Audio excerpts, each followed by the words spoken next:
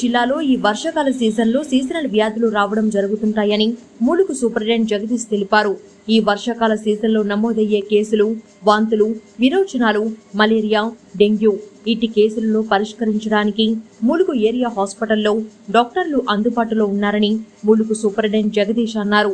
అనంతరం ఆయన మాట్లాడుతూ పిహెచ్ఎస్సీ పరిధిలో కొన్ని కేసులు పరిష్కారం అవుతున్నాయని, జిల్లా కేంద్రానికి పంపించడం లేదని ఆయన తెలిపారు. ఈ సంవత్సరం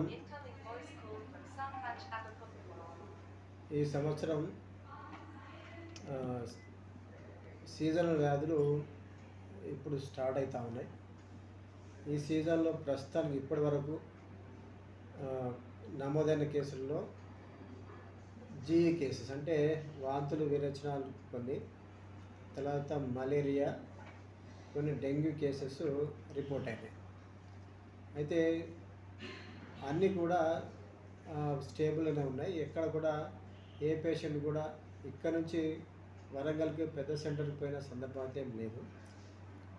ఈ సంవత్సరంలో జనవరి నుంచి ఇప్పటి వరకు కొన్ని డెంగ్యూ కేసెస్ నమోదైనా కూడా అవి పిహెచ్సి వరకే వాళ్ళు మేనేజ్ చేసుకొని అక్కడ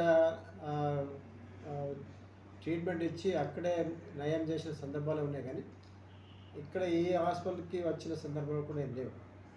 అయితే ఈ కేసెస్ అన్నీ కూడా పిహెచ్సి నుంచి, ప్రైమరీ హెల్త్ సెంటర్ నుంచి ఇక్కడ మా దగ్గర టీ డయాగ్నోస్టిక్ సెంటర్కి వస్తే అక్కడ నమోదైన పాజిటివ్ కేసులే తప్ప ఇక్కడ అవి ప్రాబ్లం ఉండి ఇక్కడ వచ్చి అడ్మిట్ అయ్యి ట్రీట్మెంట్ తీసుకునే పేషెంట్స్ కాదు. కాబట్టి అంత ఇప్పటి వరకు అయితే అంత సివియారిటీ లేదు, సీరియస్ అయిన సందర్భం లేదు. మలేరియా కేసెస్ కొన్ని రికార్డ్ అవుతూ ఉన్నాయి. మలేరియా కేసెస్లు కూడా ఈ ప్లేట్లెట్ కౌంట్స్ కొంచెం తగ్గుతూ ఉన్నాయి. కానీ ఇప్పటివరకు అన్ని కేసెస్ కూడా స్టేబుల్గానే ఉన్నాయి. ఏ కేసు కూడా ఇక్కడి నుంచి బాగా ప్రాబ్లం అయ్యి వరంగల్కి ఎంజీఎంకి పంపించే సందర్భం కానీ వేరే కార్పొరేట్ హాస్పిటల్స్ పోయిన సందర్భం కానీ ఏం లేదు. జీఈ కేసెస్ కూడా వచ్చినాయని కూడా మంచిగా ట్రీట్ చేసుకొని పోవడం జరుగుతూ ఉంది. అయితే ఓపీ పెరిగింది. ఓపీ అంతకుముందు సీజన్ కంటే ముందు 300-350 ఉన్న పేషెంట్స్ ఇప్పుడు యావరేజ్ 500 వరకు ఉండేది. తర్వాత 650-700 కూడా టచ్ అవుతూ ఉంది. తర్వాత ఇన్ పేషెంట్స్ అంతకుముందు 80-90 బెడ్ ఆక్యుపెన్సీ ఉన్నది. ఇప్పుడు 100% బెడ్ ఆక్యుపెన్సీ. తర్వాత ఈరోజు ప్రస్తుతానికి 97 మెంబర్స్ అయిపోయి ఉన్నారు.